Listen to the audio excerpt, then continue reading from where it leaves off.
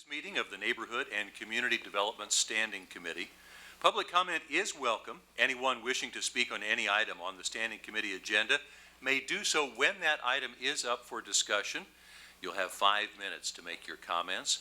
If you get our attention and would like to, we'll ask anyone who wants to make a comment to go to the podium. The rest of our presenters will be here at these tables. So, could we get a roll call, please, to start the meeting? Roll call. Walters. Here. Mardia. Here. Townsend. Here. McCarron. Here. Thank you very much. The first item of business is approval of standing committee minutes from our December 2nd, 2013 meeting. Move for approval. Second. There's a motion and a second. All in favor signify by saying aye. Aye. All opposed, same sign. Those minutes are approved, which brings us to our committee agenda. The first item on our committee agenda is coming from Greg Talkin and Colin Welsh from the NRC. This follows up a presentation that they made 2 months ago, and that is an ordinance regarding amendments to the rental licensing program. Are you wanting to take up the ordinance amendment first or the NRC presentation? Ordinance amendment first. Okay. The primary change within this proposed ordinance is the enacting of the landlord training program that the NRC has been working on for about a year now with Kansas City, Kansas Community College. So we're asking that that be recommended for approval. However, with the caveat that there is a typo in it. As it's written, it's requiring both the landlord, the owner and agent, if there is one, to take part in the program. It should be or, owner or agent. So I'll make that change if you move it forward. Debbie Graber and Greg Talkin are here to answer any specifics about the training program. Other ordinance amendment proposals are really more of the variety of housekeeping. In one instance, the UG in the codes has adopted externally created model codes for safety. There's a fire code, plumbing, etc. As it stands now, those are referenced in many places in the ordinances. This change is focusing back to within Chapter 8. Those are all outlined. So we're effectively making Chapter 8 the clearinghouse and the reference point where someone could find out each code, the current code that we have adopted. We're also, one of the changes is that we're eliminating the provisional license, the provisional rental license. Debbie Graber can speak to that if you have any questions about why we're doing that. And then finally, we're just adding an email address as an additional contact for people that are applying for the rental license. So is it possible that you give us just a little bit of an update on anything that has changed or anything that has progressed since you did the presentation back in December? Well, if you don't mind, Commissioner, might go ahead and go through the presentation, and then any questions after that, I'd be happy to. Thank you. We'd be happy to answer. So, we did want to provide a little bit of background again on this because it was back in December we brought this forward to the Commission for feedback. Since that time, we've condensed this presentation way down because we don't want to be repetitory. So, basically, as Colin mentioned, this ordinance change would require landlords to take training as a condition to hold their license. The reasons why we're proposing these changes is to help achieve the Board of Commissioners' strategic goals. It was recommended by the Housing Task Force to help educate the landlords so they can operate their business more effectively and efficiently. We hope it'll assist the landlord-tenant relationships, reduce that gap between the good and bad landlords, to help communicate laws and ordinance to landlords in an educational setting instead of an enforcement setting, and hopefully results in fewer neighborhood complaints and fewer code violations found during field inspections, and provide landlords better tools. The training modules, these have not changed. I'm not going to go through each one of them. The only thing I would mention is the last one we still have on there yet to be developed. The only reason that is still there is because next month, depending on how the review comes from the police department, we are planning on bringing forward the crime-free addendum and program with the police department in an effort to possibly provide action on the license associated with crime and rental property. So we don't want to develop that one yet. It will be a module no matter what. But if that ordinance gets adopted, we will tailor a lot of that module towards educating the landlords on that issue. This is information that I think is a little bit more detailed than we provided you last time in trying to finalize the training.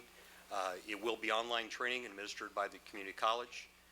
It'll be convenient for landlords or property agents, not more than 8 hours total. In some cases, and probably many cases, it'll be less. Modules that don't need to be taken all at once, so they can take each module as they have time. The opportunity to test out of each module, and for those that are computer literate, and they can easily access this from their home or office and not have to go to a training facility. Majority should use the online training, we hope, and KCKCC will assist with those who are reluctant, and no cost to the UG. The cost will be borne by KCKCC, as well as they will charge the fee to the landlord. We did receive earlier today, we were working with the community college, that the fee will be a one-time fee of $125. Now that fee will cover everything. The KCKCC will assist with the in-class training if that needs to occur with those, and will help those that need help with the computer, with their computer lab, but also the simple ones that just get on the computer and do it. Of course, it covers that. The ordinance changes that Colin mentioned would require all landlords or property agents to have trained by April 30th of 2016. That gives us time, if this moves on, gets approved, and gets through the full commission, gets approved, provided it happens before the first part of April when we send renewal notices out this year, we will give a heads up at that point, even though the training may not be fully online. We'll give a heads up at that point. We can also then send out information when everything's available, but then we have a whole renewal period starting in the 2015 year, giving them a year to comply. So we hope to give them a year and a half to comply with this new requirement at a minimum. They must achieve a 70% score on their examinations, and the last bullet's the one I just spoke about. So.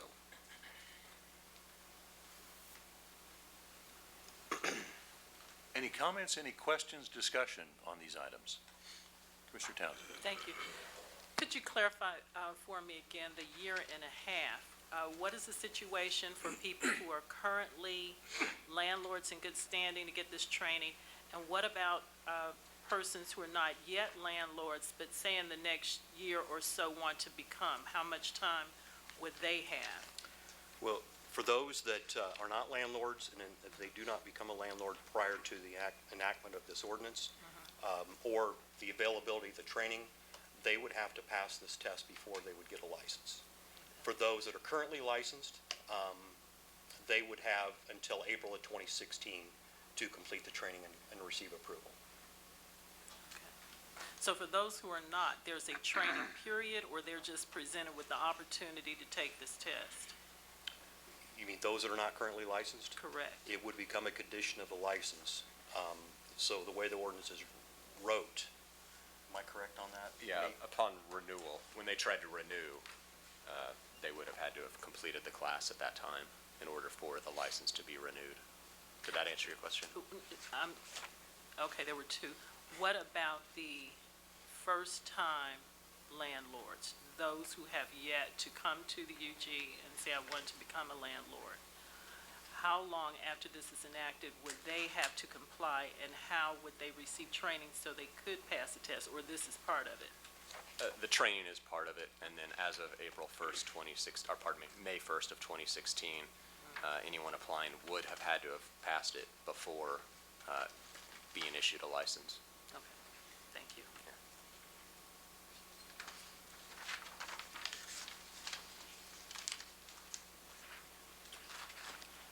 I guess I'm a little slow here. I need to hear that one more time. Okay, so let's say this ordinance is passed and it is now in effect next month.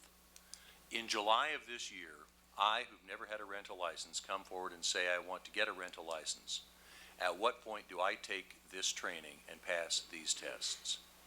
When I get the initial license or when it's up for renewal? After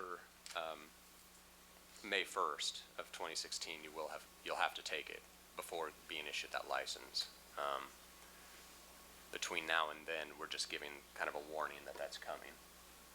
Do I have that Okay, right? so even for someone new who comes into the system, we are simply warning them that at some point down the road, they will need to complete this training. I think I was wrong, Commissioner. I think I'm the one that led you down the wrong path. I was thinking of those that tried to license after April of 2016. The condition would be, they would have to have this passed before they would even get a license. Anybody receiving a license or applying for a license after that would still have until the April deadline of 2016, the renewal period, to get their, Okay, so whether- pass their test. Whether new or existing, we're still notifying everybody that that's the date when everyone in the system has to have the training completed. Yes. Okay.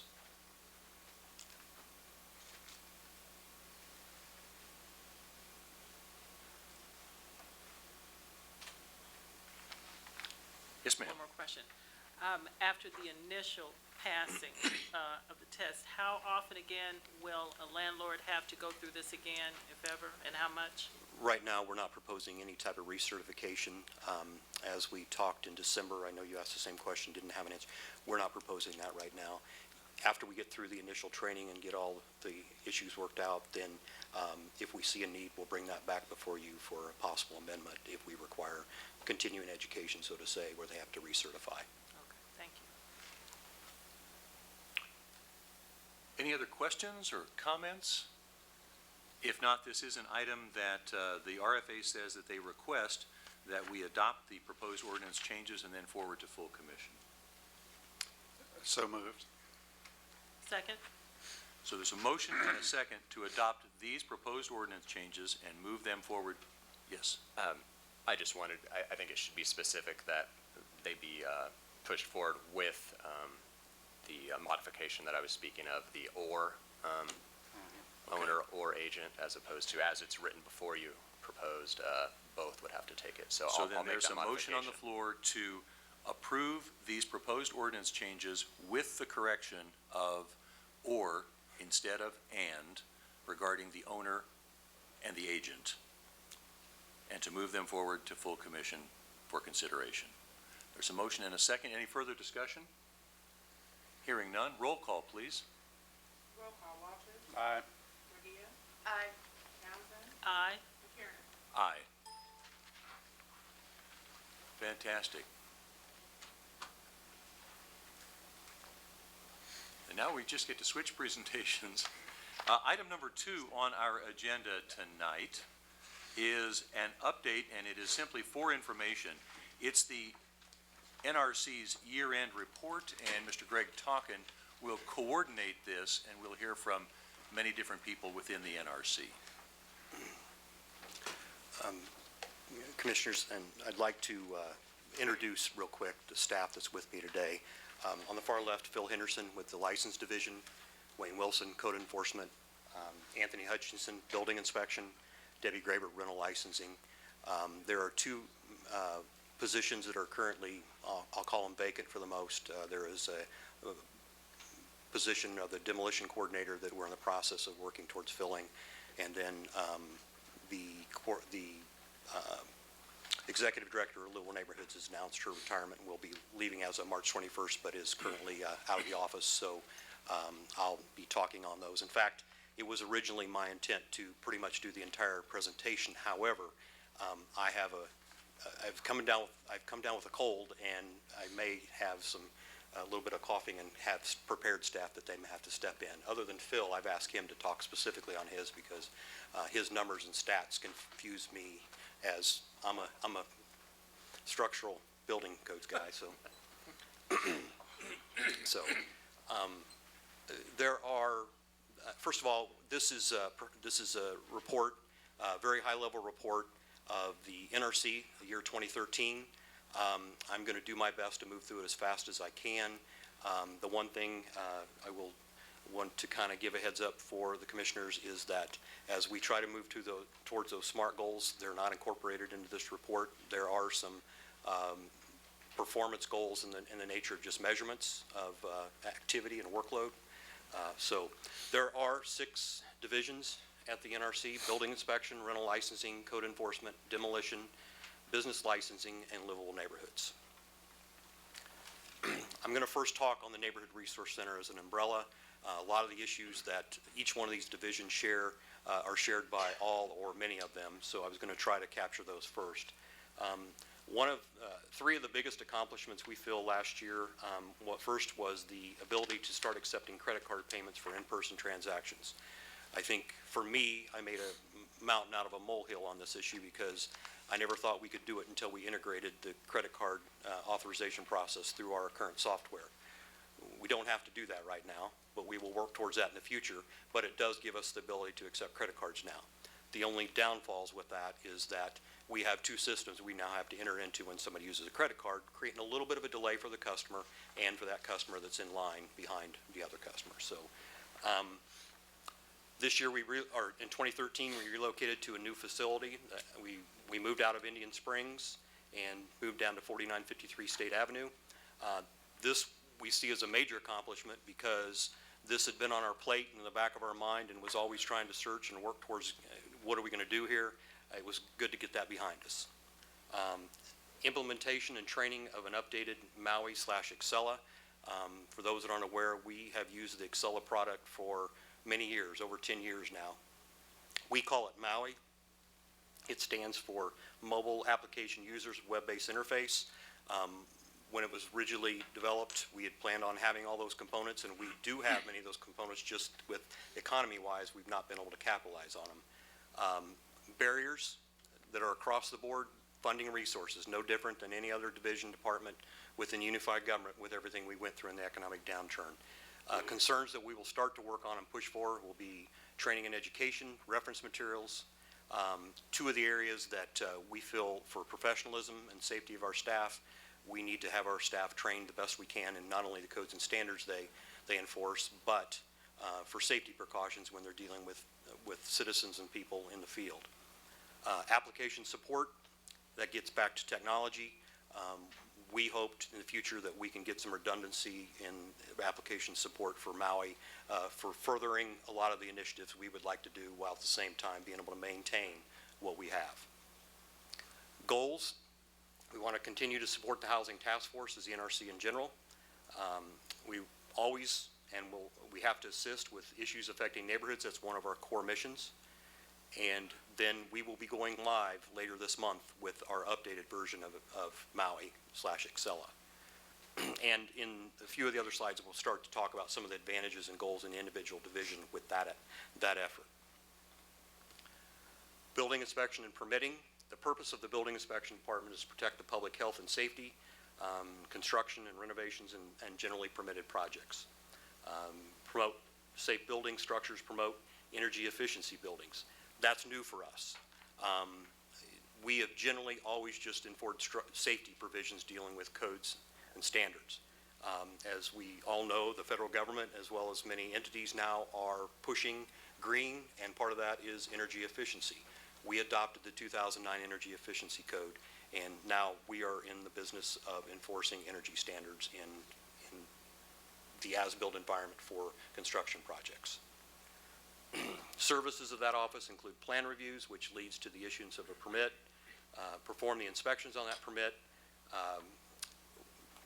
Building inspection does host the Development and Review Committee, which is the overall envelope of the Development Committee for the Unified Government, which includes building inspection, planning and zoning, BPU Electric, BPU Water, Fire Department, and Public Works and Engineering.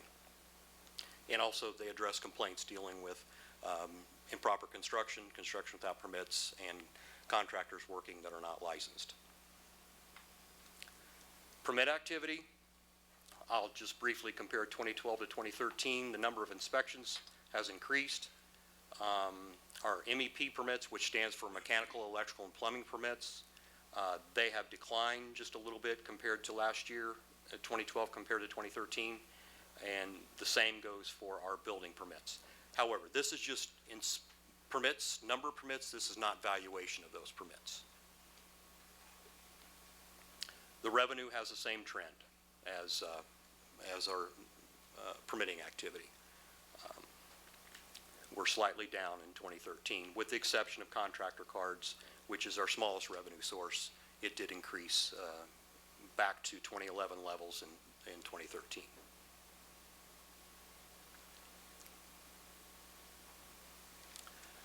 Accomplishments for building inspection. We've taken steps with the enhancement of the Maui application. We've taken some steps to start implementation of electronic plan review and storage. We see this as a great benefit. We hope to eventually never have to have a room that we have all kinds of trees stacked in the back, where we'll save these files electronically, saving hopefully the UG a lot of dollars in having to have storage space because we have to retain these documents forever. We'll see benefits that the developer will also recognize, and the builder, that they will not have to go out and pay for tons of paper printed to submit not only their original documents, but their revisions and things along that line. We are moving towards being able to do all of that electronically. It will be a transition phase, both for us and the developers, because we do have some smaller developers that, or designers or architects that may not have the capability to do this electronically for a while. We'll work with them, and on the other side of it, it's going to be a transition for us. We're all used to looking at paper, so we're planning on planning is going live with this sooner than we are, and I don't want to speak for them, but we will go live with this later in 2014. Testing of new mobile devices in the field. Building inspection has been one of those that we've been able to maintain field connectivity and inspection in the field using mobile devices over the downturn in the economy. We had pretty much ingrained that, so we had to maintain it in that office. But the devices we're currently using are Toughbooks that are actually 11, almost 12 years old. And so we are moving towards the Surface tablet. So we hope to see some efficiencies there with that. The next statement might be a little bit distracting, but basically for building inspection, that office, when things are built, if nothing happens after it's built, that's what we want. Barriers, as staffing turnover, we have been operating with fewer staff over the last few years, but the other thing that we're starting to see, which is really a positive thing for UG employees, is that as things are loosening up a little bit with the economy, other jobs are starting to open up within the unified government, meaning that good staff are being able to apply for better positions, and we're starting to see quite a bit of that. So turnover, and we just have to go through the process, rehire, train again. So mentioned earlier the reduced inadequate training and uniforms, I believe I spoke to earlier. Just being able to maintain a professional image, being able to buy uniforms is needed to make staff look professional and to keep them safe, so they're well identified. And we also have a union obligation in there too, that we have to supply those for the union people. Goals for building inspection is to go live with electronic plan review later this year, as mentioned, and to implement the use of the tablets this year. Rental licensing and inspection. Just briefly, the rental licensing division is there to protect the health and safety of the occupants of rental property, as well as those that are in the general vicinity of them, meaning neighbors, citizens, community. They check for all aspects of electrical, plumbing, mechanical in those buildings, make sure they're in a good working order, require exterior violations to be corrected prior to approval. Reason why that's there is because there's points assigned to each violation. And provided there's no life safety violations, some things don't have to be fully corrected before a license is issued. However, we have emphasized and we've put the maximum amount of points on exterior violations like inoperable vehicles, things along that line, so a license cannot be issued if the outside is not completely clean. Also, rental licensing staff verify correct zoning, as well as make sure all taxes are paid before a license is issued or renewed each year. There is an ordinance that requires that all property taxes be paid on the property. Rental licensing is there to improve our community and neighborhoods by enforcing property standards on rental property. Did a 3-year trend on this graph, but also went back to show a 10-year trend. The number of rental units as well as rental buildings have continued to increase over 10 years. The difference, we license buildings which have a number, could have anywhere from one unit to a number of units in it. So that's, we wanted to show, actually, the building in blue would reflect the number of licenses that we issued. But under those licenses, the reddish, goldish color would reflect the number of units that are licensed under the buildings, the envelope of the building. Revenue for this office, it too has increased proportionally to the number of units. In 2014, we will continue to see a significant increase in rental property as some of the other apartments start to come online. Accomplishments, the first bullet's self-explanatory. We just spoke about that. We've also been in discussion with HCCI, and I don't want to limit to that company. That was the only one we're aware of, and other cities already have contracts with them.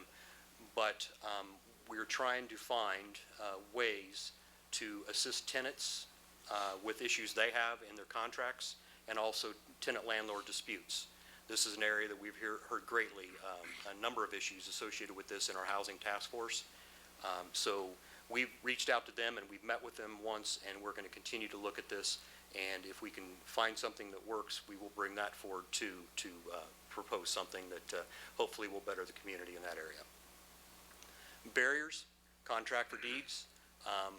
Contract for deeds in themselves can be good, and especially in this time when traditional mortgages don't fit individuals with the economic downturn.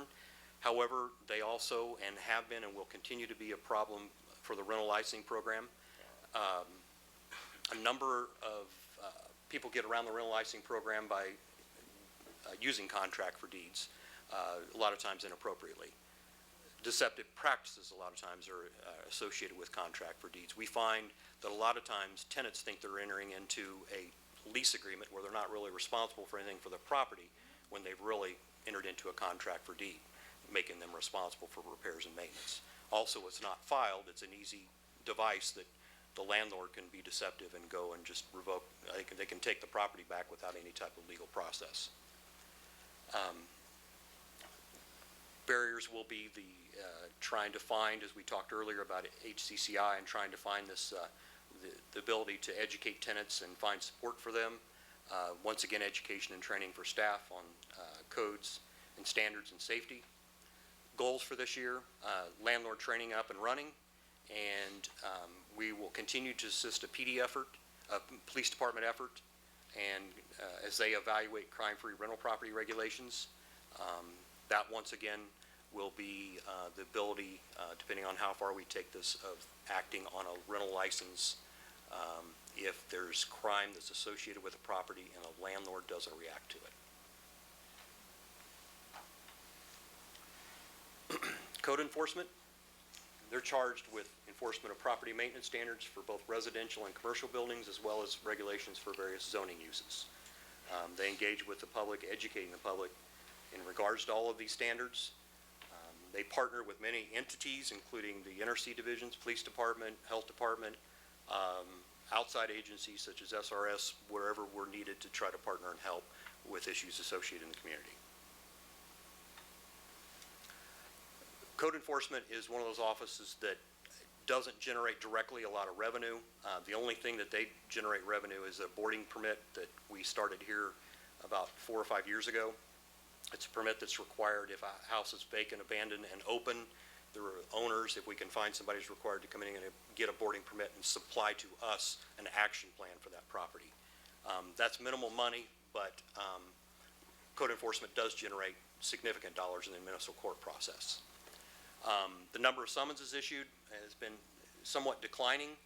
I don't have an answer for that. We've talked about that. We don't know exactly why, other than the fact that we think finding owners in the process initially deters us sometimes from issuing summonses, because there's no reason to send a certified mailing that costs several dollars if we've not been able to locate anybody and their mail's returned. But we're going to look at that a little bit more. Total number of code enforcement cases, you can see those have increased from the previous year. Then total number of overall inspections, those have also increased from the previous year. As you know, the commission did approve 2 additional staff members and we'll talk about that here in a second, so I don't want to jump ahead. Accomplishments, code enforcement reached full staff. We reached that full staff late in 2013, and staff was still in training. That had to do with the fact that in the process of hiring, we also had turnover in the code enforcement office, and we didn't fully get the office staff until December of 2013.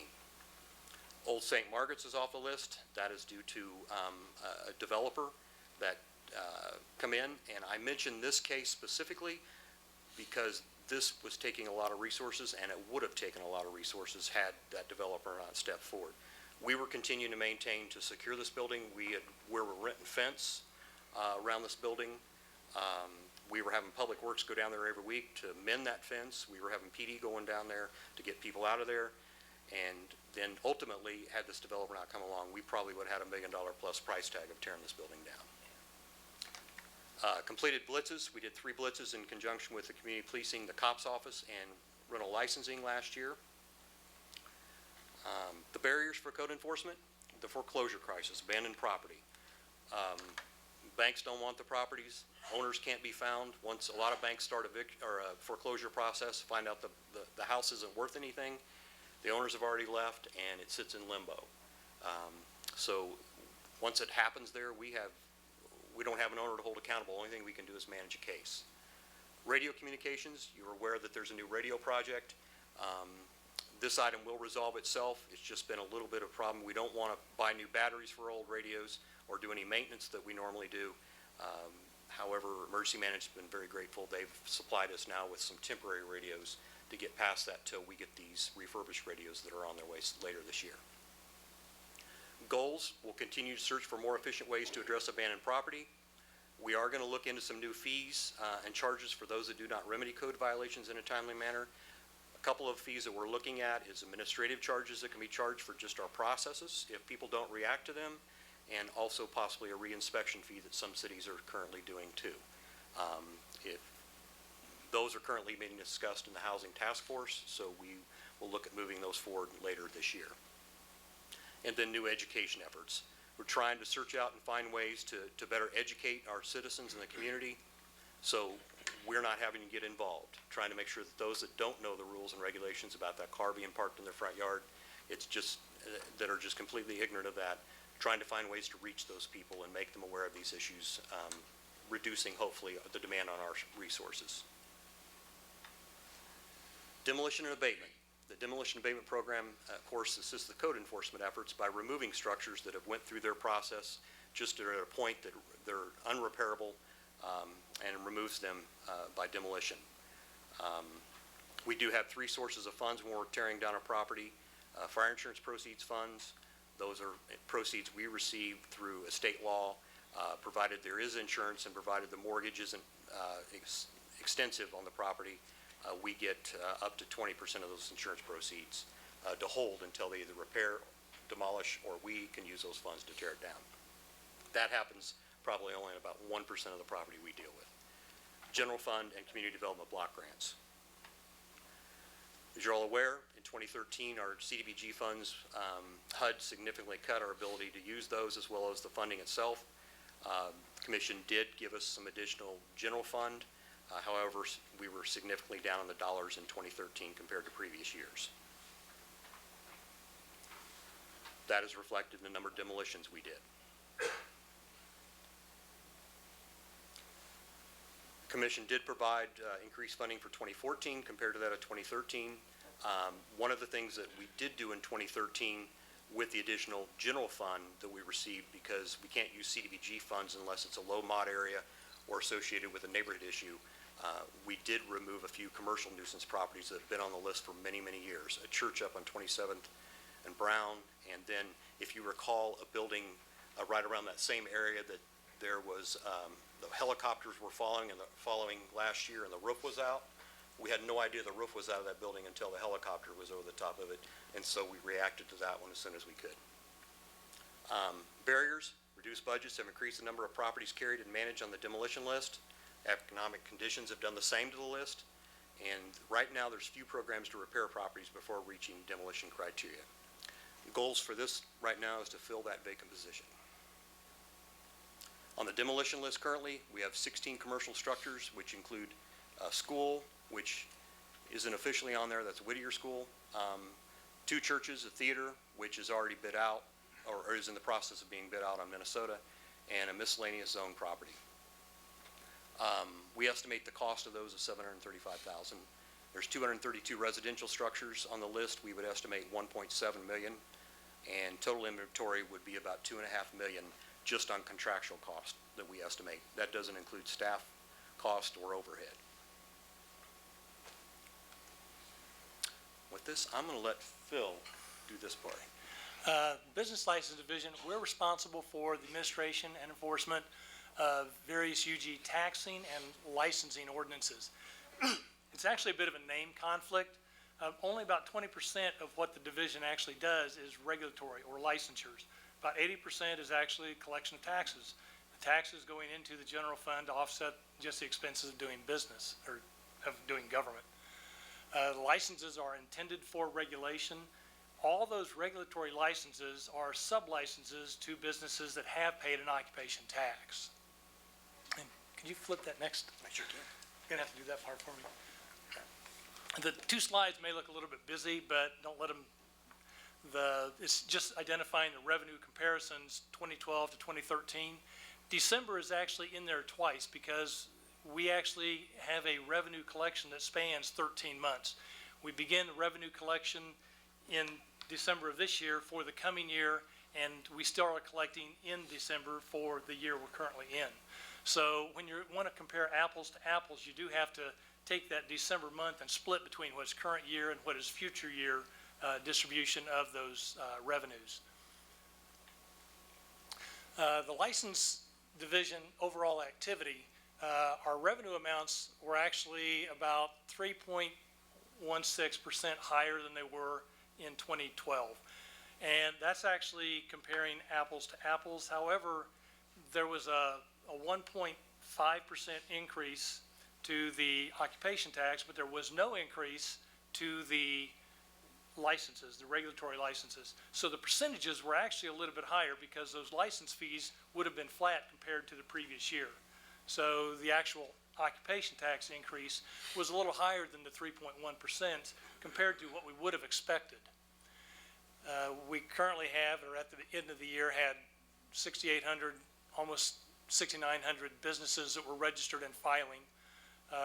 Already during the month of December, almost 1,400 of those had renewed. 324 are in an exempt status. They either meet some criteria, either they're an exempt charitable type organization, or they fit the category of some of the other cities and municipalities that may do business with us, with the dump station or the schools and those types of exempt ones. 553 are still in a delinquent status. Those are multi-year delinquents. They are delinquent year over year. And then in addition to those were the 1,500 regulatory licenses. We registered almost 700 new businesses during the course of the year, and a little over 100 of those were businesses that had either previously told us they were not operating or had not registered. We found them operating somewhere in the city. Revenues of about $20,000 just from those. Those were mostly just incidental type contacts. We happened to be out and find them working on a job site. About 40% of the businesses we have are transitory. They're construction type. They are snow removal, as we're going to be seeing over the next couple of days. They're in, they're out. Unless we happen to be there to be able to find them, we don't get them. And if someone contracts with one of these contractors, they come in, they do the job, they go away. We never find they're there, and if the person who was contracted with them doesn't verify that they're there, then they're not registered, they're not paying the occupation tax, they're not contributing into the overall infrastructure maintenance of the city. During just operationally for the year, we continued, back in 2010 is when we first started collecting revenues in the month of December. We've continued to do that for the last few years. It starts generating that revenue stream a little bit earlier, a month earlier, and it starts that penalty amount being assessed a month earlier than normal. We actually have a 3-month renewal period to generate all of them. We have 7,000 businesses. We can't do them all in a very short period of time. So as you saw the previous slide, the number that had already renewed during the month of December, present time, we've had 3,200 businesses renew over the last 2 months. We've merged contractor renewal cards. Those contractors that are required to have individual cards, the mechanical, electrical, and plumbers have to have employee cards issued by building inspection.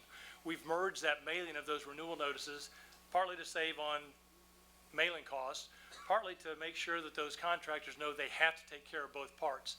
They would historically send in one, send in the other, and think they had done what they needed to do, and then when they try to pull a permit, well, they'd find out they didn't have them both. The one drawback to this is that as they're sending those renewals in, a number of them are sending them in with one check. They go between two different departments, so we have to wait until we get a little bit of cash in so we can make that split between ourselves. We think we still see the benefit of that because it's saving on the cost and we're getting those renewals in at the same time. And the legislative audit report that I believe everyone had a chance to see a few months ago, their findings, they identified the lost or missed revenues from unregistered businesses. A lot of those were those that were identified as entities that were doing business with the unified government. We're cutting a check to them, but they were not registered nor filing the occupation tax with us. Individual departments and or divisions were contracting with on small contracts for minimal amounts of things, but they weren't verifying that those entities were registered. They also identified lost missed revenues from those delinquent businesses, those multi-year delinquents. We're well aware of those. They identified that, or what they recommended was that individual departments be required to verify some kind of verification process that when they're contracting with someone that entity is registered with the UG and is filing their occupation tax. From the very minimal cross-selection they had of about 80, they identified about half of them, and granted, it was probably not a very statistically accurate, but about half of the ones they identified had not registered as a business entity with the unified government, even though we're doing business with them. And then they identified utilizing other penalty options possibly for collecting those delinquent revenues. We've tried to work with a lot of these businesses, getting them set up on payment plans, and about 20% of those that are multi-year delinquent have made some kind of payment towards. So we've tried to work with those businesses to get them into being current. And then the audit also identified recognition of staffing issues. We are still one vacant position that we have had for some period of time that we would still like to be able to fill that could help identify and collect on those delinquent revenues and pursue the unfounded businesses. Okay, last division, livable neighborhoods. Livable Neighborhoods was originally created through a partnership of citizens and local government officials to address three areas of common concern: code enforcement, reduction of crime, and delinquent taxes. They're committed to providing support and assistance for organized neighborhood groups. In 2010, there was a step taken. It was a partnership that was initiated between Livable Neighborhoods, Community Policing, and the Sheriff's Office. They formed a coalition to support diverse leaders and organizations, and they basically started what's called the Wyandotte 500. That was created to come up with 500 initiatives over a period of time to improve the quality of life in Wyandotte County. Now, one of the things that did is basically it broke them outside those three issues above: code enforcement, reduction of crime, and delinquent taxes. One of the things we see a lot in one of those laps, or the laps that we're receiving today, is health initiatives, which is a big issue for the unified government in Kansas City, Kansas, too. Livable Neighborhoods, I don't have a comparison of previous years, but we issued almost 500,000 copies of newsletters in 2013 to over 3,400 households monthly. Several phone tree messages were sent out for neighborhood groups. Individuals were referred to minor home repair resources. An average of 45 emails a week have been sent to neighborhood email distribution lists providing information on a variety of events, trainings. There were 9 Wyandotte 500 partnerships in 2013, which totals a total of 48 so far of those 500 through 2013. Goals for Livable Neighborhoods is to fill the vacant executive director's position, continue to support the Housing Task Force as they're a big issue, or a big partner on the Housing Task Force. And also, we have now taken on the execution and oversight of the NVR contracts, and we're working on getting that under our belt as we speak. So we are looking forward to accomplishing that. And that is it.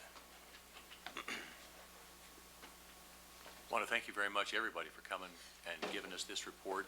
One thing that I would ask is, could we get an electronic copy or paper copy of that PowerPoint that we just saw, and actually have those to all the commissioners, not just this committee?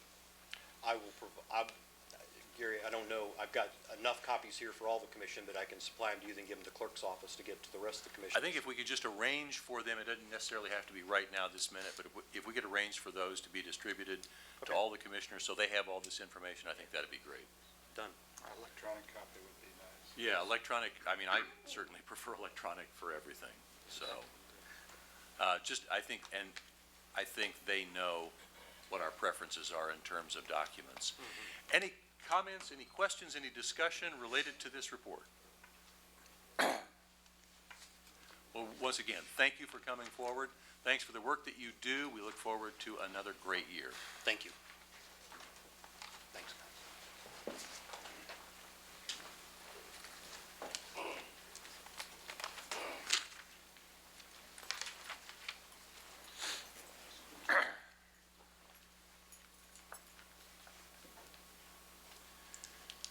Get back here and find my agenda. Okay, item number 3 on our agenda tonight is land bank applications, and that's Mr. Chris Slaughter.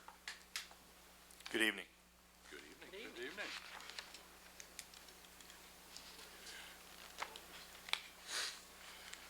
Well, normally, we kind of just go through these applications, and we're going to change things up a little bit because we're going to expand on some of them. So we'll go ahead and start talking about the applications, and you'll understand my reasoning here shortly. We have 18 applications this month. 2 of them are for gardens, 3 are for parking, 1 is for a yard extension. And we have 12 out of the 18 are listed as home construction. And I was approached by the Paces Group about a project that they're working on, and we located some land for them that we think might be able to assist them in approving or into moving this project forward. So I've invited some representatives from them to come up and answer any questions, maybe give a little bit of an oversight of their project. I guess my question right now would be is, do we want to do that and then entertain for all these applications, or go one by one? How do you want to do that? I'd like to make a motion to approve the garden applications, the parking application, and the yard extension. Second. Okay, there's a motion and a second to approve the yard extension, the 3 parking, and the 2 gardens. Any further discussion? Let's go ahead and take a roll call on that right now. Roll call, Walters. Aye. Garcia. Aye. Townsend. Aye. McCarron. Aye.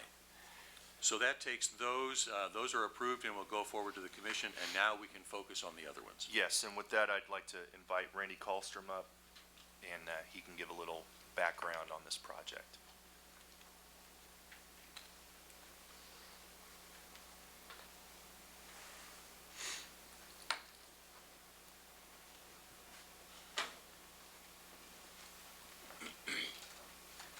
Good evening. Good evening. Good evening.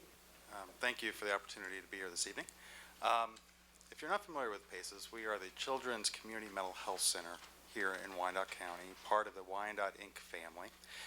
And for about the last 10 years, we have operated a children's emergency shelter. That emergency shelter initially began providing respite to families that have children who are receiving behavioral health care, whose parents simply are overwhelmed and need a couple-day break, a weekend break. And then around 2008, we expanded the shelter to meet a need in the community. If you look in the packet on your left, you will see some information about who is on this campaign, and then there are some talking points. But in 2007, the Sheriff's Department began having responsibilities for the Juvenile Intake and Assessment Center in Wyandotte County. Quickly, they began to realize that there are not adequate emergency shelter placements, either foster homes or other kinds of shelter, for children who are placed in police protective custody. These children were having to be actually transported as far away as Wichita and Junction City, and then transported back 3 days later when the court would decide if they would go into foster care or they would go back home. There was an initiative within the Juvenile Corrections Advisory Board to help create a shelter for these children so that these children who were being removed because of abuse or neglect could remain in their home community and not have the further traumatization of having to be transported off to Kansas somewhere when many of these children may not have ever left this local community.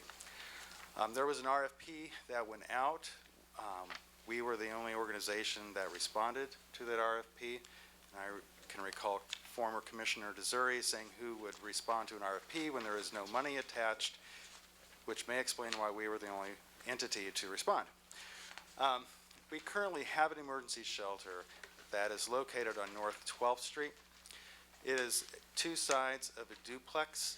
Each duplex has 2 beds that are licensed through the Kansas Department of Health and Environment. However, that is not adequate to meet the needs of children in this community. Every year, we are having to turn away over 100 children who are needing emergency shelter, children from this community who have to sometimes be taken out of the county, and in rare but dire circumstances, children who are literally sleeping at the Juvenile Intake and Assessment Center while a placement for emergency shelter is still being searched to be found. Our intent is to take the properties that Mr. Slaughter is presenting to build a single home that will be used as an emergency shelter that will house up to 10 children at any given time. This will be a 5,000 square foot home, 25,000 on the upstairs, 25,000 on the downstairs. 7-bedroom to give flexibility to assure that there are safety matters taken into consideration in terms of gender, age, because at any given time we can have a sibling group of 5. Last year there was actually a group of 9 that came into the care under police protective custody.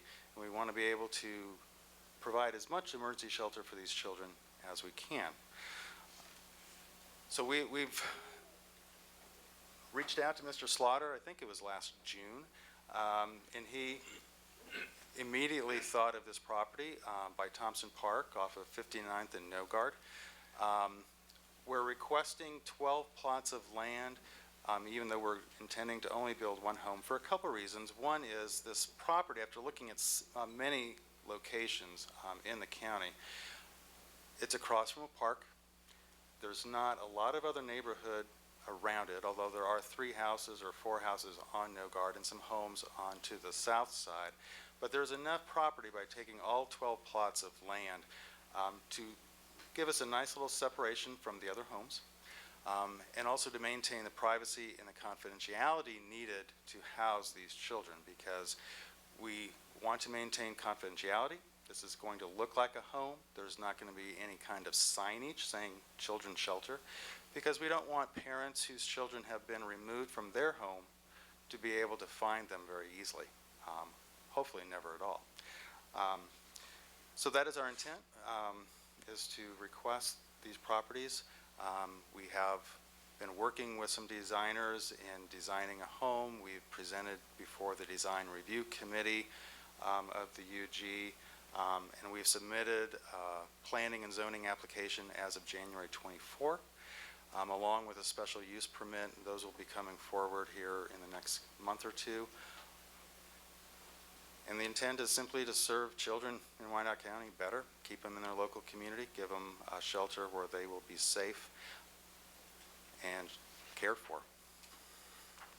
If I could just ask one question. Remind me again, these parcels of land are north of the end of our current finished roadway of North 60th Terrace, is that correct?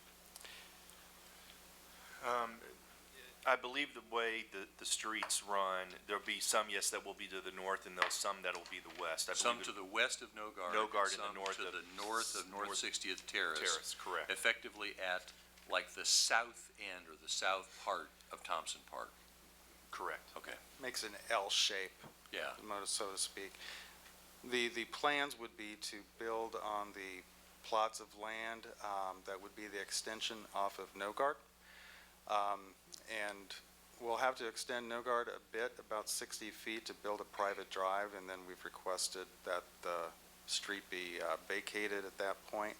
Again, that's to remain the confidentiality and privacy for this service, for the children. Any discussion, any questions, any comments? Yes, Commissioner McKiernan, do you know whose commission district this is? It's Angela's. This is District 8, Oh. District 8, okay, it's Jane Winkler Philbrook. Commissioner I believe that's Philbrook. Commissioner Philbrook, and we have met with Commissioner Philbrook, and she is aware and supportive of this project. And is there a neighborhood association in this area? The Leavenworth Road Association, we met with the president of that road association. She is in support. She's consulted with her board, and we're presenting next week to the full neighborhood association. Okay, thanks. Yes, ma'am. I think Commissioner Murguia may have had some of the same concerns I had about, this is certainly a worthy project, and from my reading, it's needed, and would be a big investment. But will this come before planning and zoning? Will that issue be resolved before you make this tremendous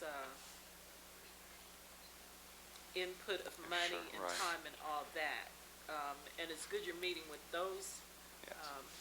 groups, but it may have, be a bigger concern for a bigger group, and Right. it would just be terrible to go down that road and then meet with opposition. Right.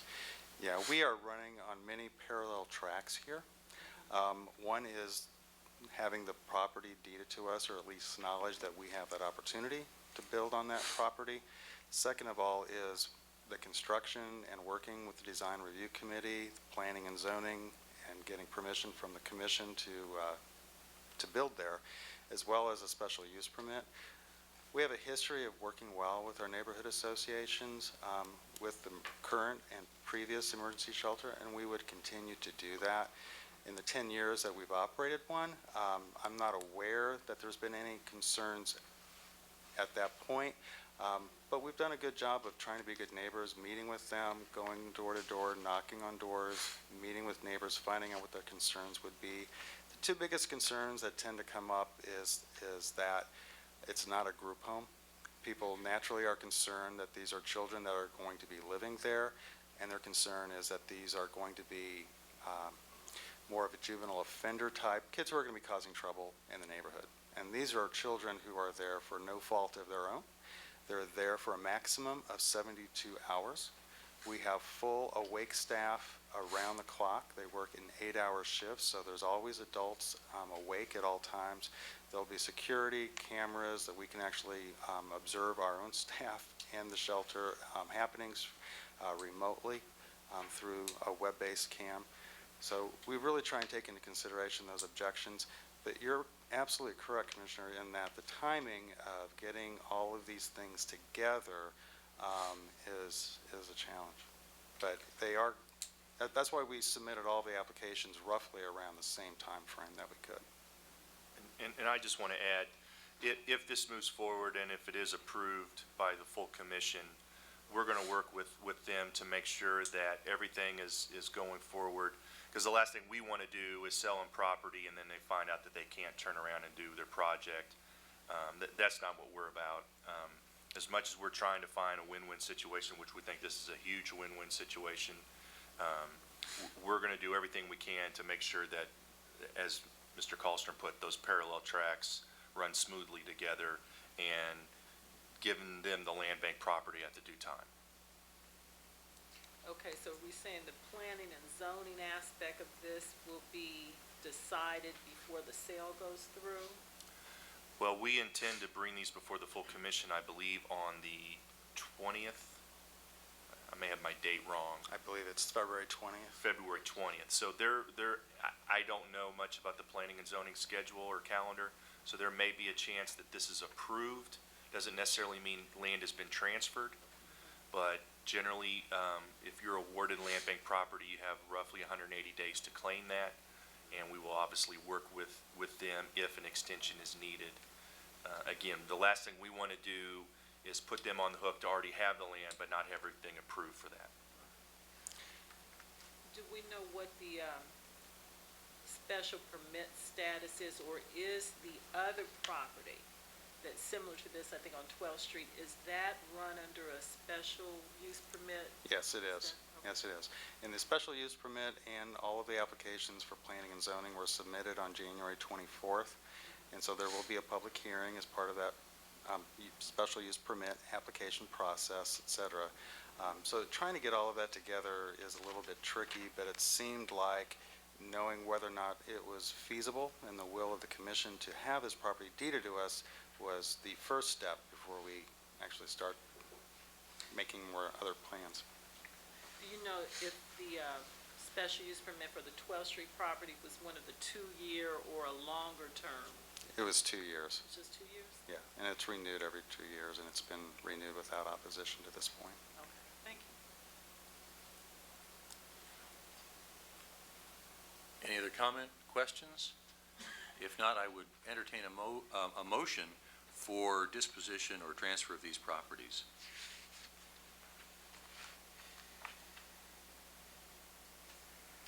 I so move. So there's a motion that these 12 properties be transferred, sold from the land bank to Paces, Second. and there is a second. Roll call, please. Aye. Aye. Aye. Aye. Thank you very much. Thank you all very much. Most Absolutely. appreciated. Very much. Thank you. bet.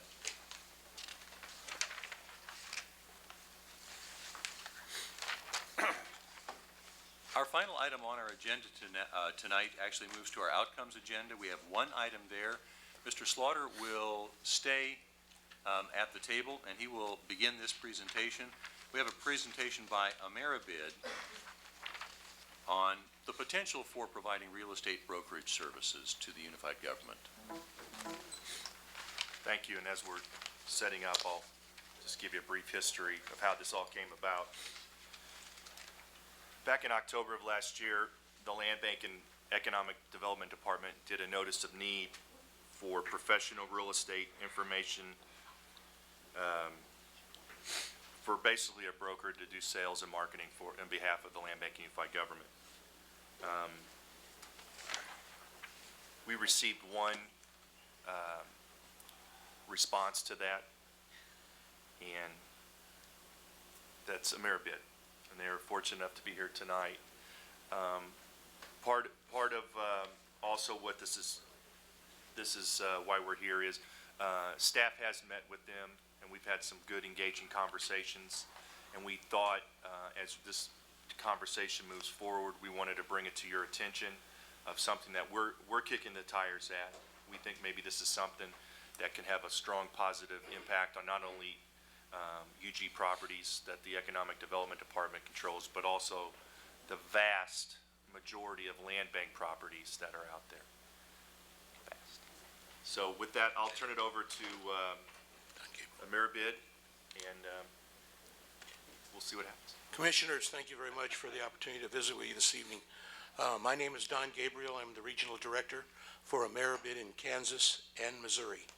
And I bring with me this evening our President, Stan Schreier, who will walk us through some slides here in a minute. But we certainly, again, as I say, appreciate the opportunity to talk to you about executing what we consider excellent auction events that produce, high rates and good dollar market values for properties.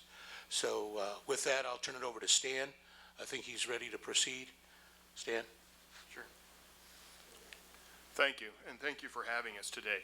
My goal here is to quickly walk through a subset of slides that was shared with the committee a few weeks ago with an expanded team from our company, just to give a quick overview of what some of the resources that we have and what it is that we do for asset holders around the country, and primarily cities that we do this type of work for.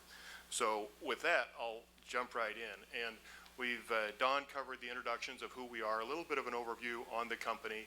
We'll talk about some of our experience, how we go to market, how we strategize with the city and try to uncover what some of the challenges are and what we're actually trying to solve. Every city's challenges are different, and we'll discuss a little bit of that.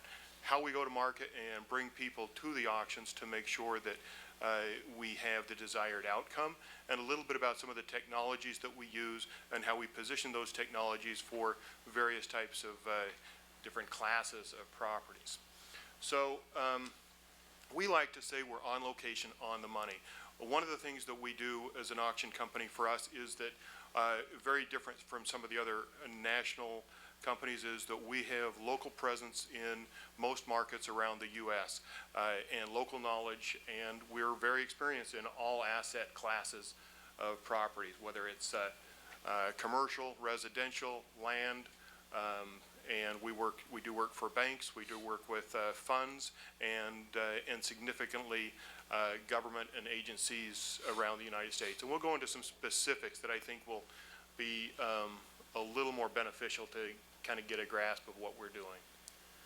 So again, local is a big part of what we do, and knowledge of the auction business and transfer of real estate assets in large volume. We work with groups to have single asset sales, depending on what they're trying to do, and we have contracts to sell over 5,000 assets for single asset holders. And we've got knowledge of that from a local perspective, global perspective, and through the auction method, we really can drive the value and get a 100% success rate generally with what the asset holders are trying to accomplish. It's very much a public-private partnership in determining what the goals are for the particular types of assets that we're trying to return.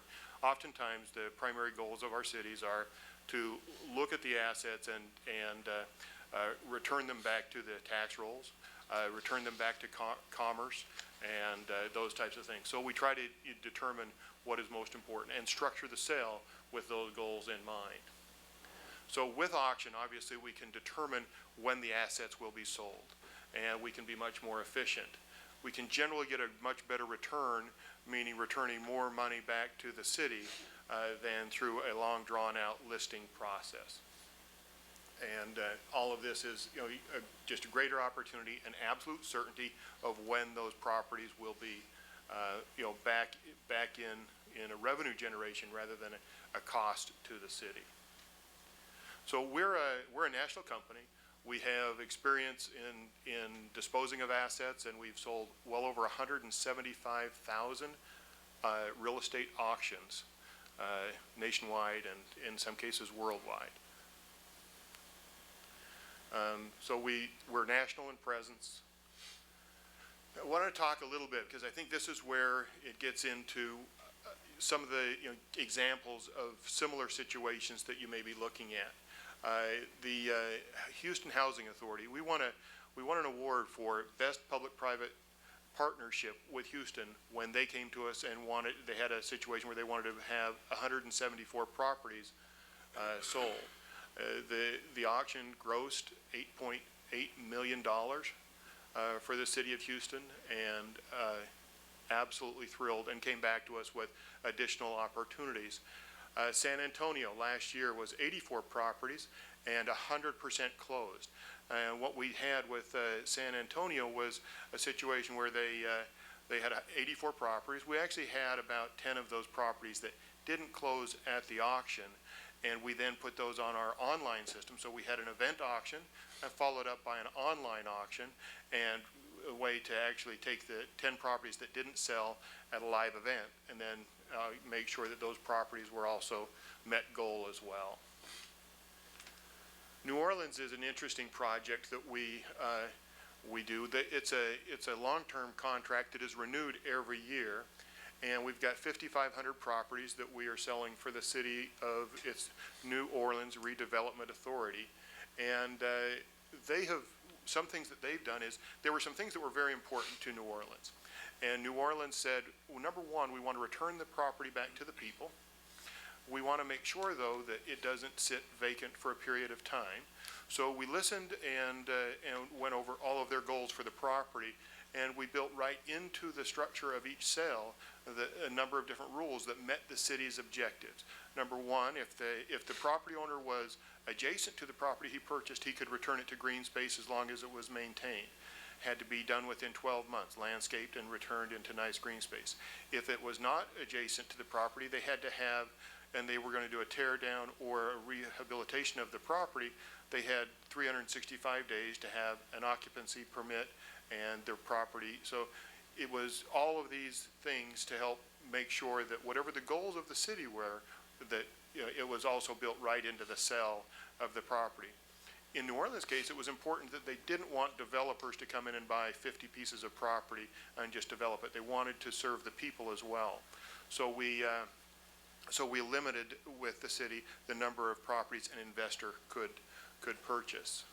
And we have lots of examples of ways that we work together to try to determine what the best needs are and build them right into the auction process. And along with that, there's a lot of people that are buying these properties that are intimidated by auction, the speed of the process. So we go into the city, and part of the marketing and the promotion of this is to educate the buyers, make them feel comfortable with the process, understand. And we do live seminars, we do webinars where they can attend these and understand what the requirements are so they're not surprised, understanding what the commitments, what they can do with the property so that, again, they're not surprised. All of this effort up front makes the transition and the success on the big scale much easier. The state of Kansas, we have a contract with, which we've sold a couple properties for them, and they're coming back and wanting to renew. So New Orleans, going back there, it's a long-term contract, but yet they can end it at any time with a year's notice. So it's 1 year at a time. And for them, of the 5,500 properties, we sold about 500 last year of those. So they like us to move a little quicker, and we're going as quickly as they give us deeded sellable property. So what they're doing now is we're classifying properties so that some are sold at live events and lesser valued properties are sold online, which is far more efficient cost-wise for the city as well as for us as a company. So we've kind of segmented the properties, and we plan to double the number of properties. And you kind of have to look at the market. What will the market bear when you're putting property back in? So we take all those things into consideration, and we've done some nice sales for the city of Pueblo. Recently, they had 2 fire stations that were taken out of service and put into public use and returned to commerce. So a little bit about strategy. When we start a project, we typically are 100 days from the decision to move forward to closing and capital distributed to the parties. And you don't need to go through all of those elements, but we have a process where we start and we move fairly quickly. And it's literally 100 days from we're going to go to preparation of the properties, to the marketing, to holding the auction, and getting the contract signed. This is just a more detailed look at that process of the 6 weeks. We've made this whole presentation available to everybody electronically, and I've got printed copies as well. So the important thing here is this is a process that we've done over and over and over again. We understand the auction process. We understand what it takes to get people in the room or online to purchase the properties. We understand how to work with the cities to define the objectives to make sure that we meet each other's goals. So some of the success factors. Don, I'll let you Yeah. take this one if you like. I think that, it's critical that the buyers feel confident, and we want to give them that confidence. It increases the credibility of the sale, obviously. We give them as much information as they can be that gives them a comfort level to make an educated bid. So what that does is increase market value, pretty simply. We create an environment of transparency. I know, I used to do a lot of work for the RTC back in the day, and I know transparency was very important to them at that time. I'm available. We have people available by phone. We meet people at the properties if a tour is required, or, we have what we call scheduled property tours, open houses for those properties. So providing thorough property information, again, as I say, makes the ability to get the best bid that we can get. Continuity of service. We have great professional auction experts, guys that are state champions in different states around the country that come in and do the live auctions. Constantly capturing buyer feedback, and we'll feed that back to the city also, the unified government, on what we're hearing and what we think we hopefully will get for the properties. We want to have a complete understanding of the market areas and market trends. I mean, I've been in this market since '95 myself, so I do have a very good understanding of what's going on in the market. Stan? Thank you. So we'll take a little bit of a look at marketing. It's when we're taking properties to auction, it's important to make sure that to get the value and create the event that we need to, we've got to go out there and create interest. And we do, and that becomes also more of the public-private partnership, because we'll rely on some media attention. We'll create local buzz with the media of what, all of the positive things that this will create for the communities. So we are completely vertically integrated when it comes to marketing. All the staff is in-house. They're all auction and real estate specialists, and we know where to go with our print media campaigns, where to do the direct mail. Our digital is I'll actually show you a slide that gives you kind of an idea of the footprint of where the marketing, but we know exactly where the return is. How many people find us through signage, through the press releases, through the interviews on TV, and that's part of what Don was talking about in post surveys. We understand where the business is coming from after selling thousands and thousands of properties for cities. We look at the budget very closely and work with the city and make sure that and by the way, this is our investment into the project. Marketing is paid. If we spend $30,000 to do an event, we are the ones at risk, and we upfront that money for the event. And then we provide significant reporting so that you understand, because typically these are multiple events. It'll go on for some period of time, and we certainly want to earn and maintain the business. So we're constantly providing reporting so that we can see what we're accomplishing and what, as far as marketing, is providing the return. So this gives a little bit better look at all of the different areas. It's really web, it's strategy of the marketing, it's public relations, and then the print medias, and it really goes all over the place to create the type of an event very efficiently that will produce the results that we need. So there's basically three different methods that we use to auction properties, and they are live events, what we all know as an auction. We have a ballroom, we have a number of lots, maybe we've got 150 or 200 lots. Typically, a ballroom event consists of somewhere in that neighborhood, 150 to 200 lots. That typically is about a 5 or a 6 hour event, and we will typically have about a 95% success. If we have 100 properties, 95 of those will close. Some will, you'll have various situations, but we tend to have about a 95% success rate. The other is we do simulcast auctions, and that would be still a live event, but we make it available to a broader audience by having simulcast where the viewer, in the convenience of their home, is actually seeing the auction. They're part of the event. They have a representative in the room that is representing their bids, that's watching the computer, and they become part of the live bidding process. And that's simulcast. They actually see the bidder, they see the room, they see the property that they're bidding on, and they see the history of that event properties before and after. And then the third is timed auctions. And we look at this as kind of dividing the properties up into property classes, and timed auctions are, we create a timed event where the properties are online and available for bidding at a specific time. They have a start, they have an end, and we have safety mechanisms that we build into the technology. We're a world-class in the development of this technology to provide the services that best fit the client. But, so timed auctions, for example, you can't get to the end of the auction, similar to consumer timed auctions, and do a last-second bid and win the property. We can set that up to extend based on what our common goals are, typically about a 15-minute extend when it gets to the end of the auction.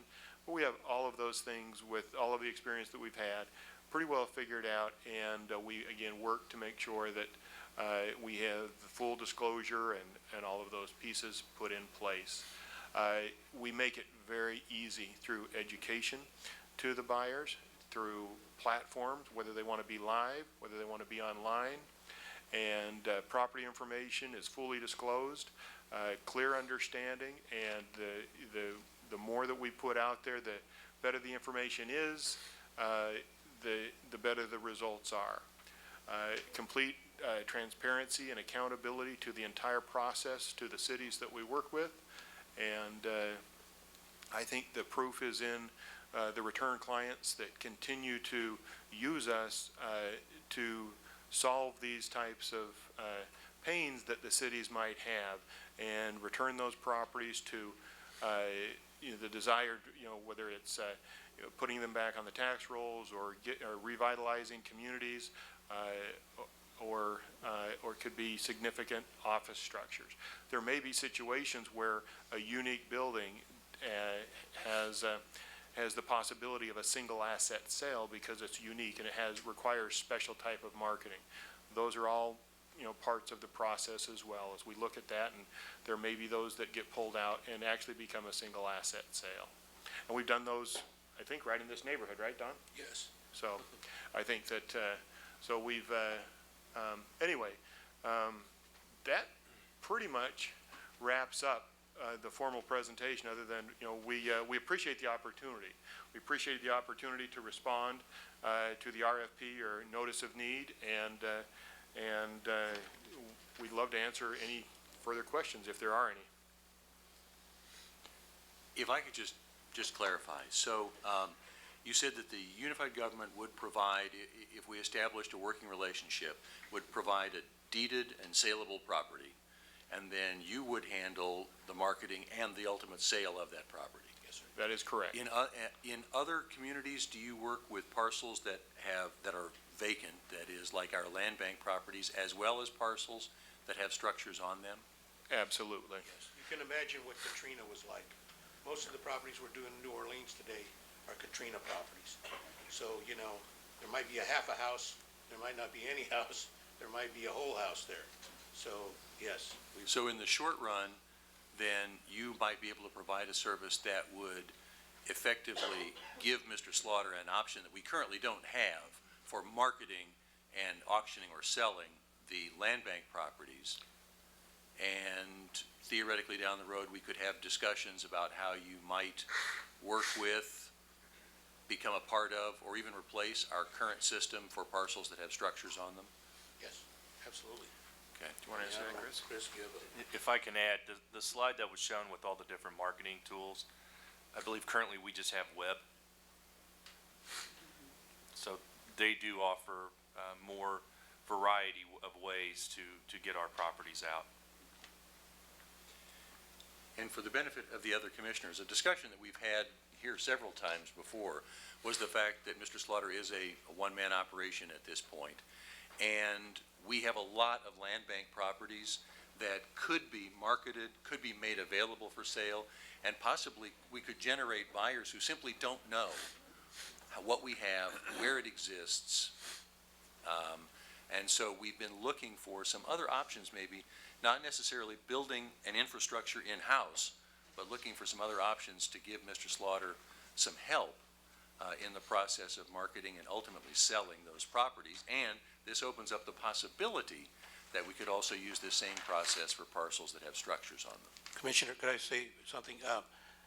It's amazing what you see when, like you say, people are unaware of what's available unless they're pursuing it. We do an advertising program that, it would be surprising if the people wouldn't know that we were selling the properties. It's incredible. The last auction we had in New Orleans, we did it at the Superdome, as a matter of fact. We didn't do it on the field or anything, but we did it in one of the club rooms. But we had, how many, 300 people, Stan? We had 600. 600, pardon me, 600 people. And obviously, they were there. We sold numerous properties. And it turned out to be a very good event, and so but the exposure is very, very good, I think, more than you would imagine. That's the key, I think, to anything as far as selling a property. You put a sign up in the yard, you try to sell it that way. If people don't pass by there, how do they know it's for sale? Unless they know how to search the internet or, find it. And we're going to put it in so many digital places that if people have any idea about what they want to buy or what they're looking for, they'll find it. Any other questions or discussion? In that case, we certainly thank you for coming in and giving us this presentation. So from our perspective now, we have some background. We know about this service that's there. Mr. Slaughter is going to continue to have discussions and may in the future bring something back to us that actually would be something we could take action on. Gentlemen, thank you for coming in. We really appreciate it. We have a handout we'd like to give you also before we, If you'd like it. Chris, if you Or we want. can leave these with Chris. Absolutely. That would be great. Thank you so Good. much.